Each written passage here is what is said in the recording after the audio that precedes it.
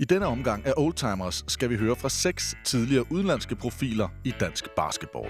Vi skal høre fra Otis Loyd, James Martin, Tony Marion, Thibodeau, Todd Anthony og Mickey Dennis. Og temaet for denne udgave af Oldtimers er de 6 profilers første indtryk af Danmark. Well, I think the mentality of coming over is you don't know the level. It is a bit of a different style from college basketball. And the coaching is different for many aspects, even though that's definitely improved. But if we look 20 years ago, a lot of it was it was a hobby, right? People were playing basketball and coaching as a hobby. I think some of the really good players at that time weren't willing to take that opportunity, to take that chance to go play somewhere else. Expose themselves to a point that if you don't do the job, you're gonna get fired.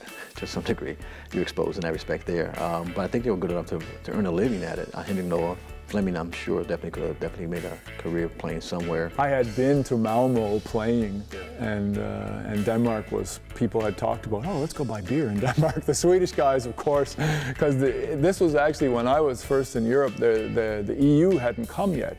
So there was a big difference in a way between Sweden and Denmark. You had to take the ferry over. So to them, Denmark was a little bit of an exotic place. Everybody was warm and open arms and come eat and all the good stuff that you want to have through your career happened in Holbæk. My first couple of years living here, again, I was in Jonstrup, Molu, little town, and I kid you not, my room, it was so small. If I was laying in my bed, I could almost open the door. When I came out, they showed us our apartment, which is in Kongens Nytorv at the time on Blaugade, and 150 square meters. My room, from me to you, just a little square. I can't, the bed was the biggest thing in it and took up over half of the room. This apartment that we had was unbelievable. Me and Marvin, we sometimes we'd fall asleep in the living room or fall asleep in our rooms, and we always had the windows open.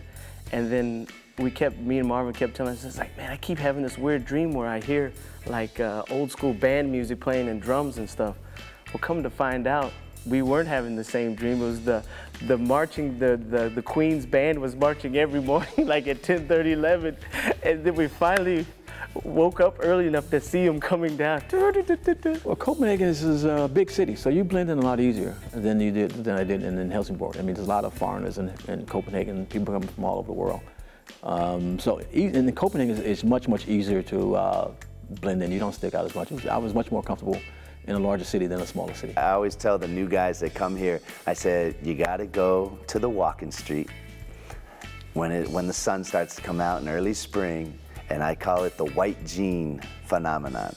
Because all the girls are wearing the white jeans, the white pants, and it makes them look good, right? I would say Denmark is a bit conservative in some ways, and then in other ways they're extremely open. Like, for example, nudity means nothing in Denmark, which is fine by me. I'm actually liberal myself. But then there's other things, to try to get a Danish person to try something new. It's not always that easy. They don't want to do it. They don't want to be the first one to do it often because they're slightly conservative. Very laid back. It reminds me a lot of the Greenwich Village in the 70s and so forth. So very laid back, very comfortable. I think it's changed over the years. The terminology that I used to hear a lot when I first came to Scandinavia, not Scandinavia, but to Denmark in particular, was dejlig. You don't hear that term anymore. You walk around and everybody look at you. You can see that they look at you different. They know you're American, big black guy walking through town. The people in town were just wonderful. The club was wonderful, so I had no problem. They welcomed me with open arms. My first year, I felt very comfortable in Denmark, and the second year was even more so. So the times I went home, or as often I went home, just got less and less immediately. You see how your neighbors actually want to see you be happy too, where people all want to see that everybody's doing okay. Downside is always as usual, it's the taxes. So what are you gonna say about that? But you gotta pay them, so what do you gotta do, But I make some, that's how it is. But you get something, you get your money's worth, I think, in that respect there too. So, you can't complain too much about that, but it's taxes.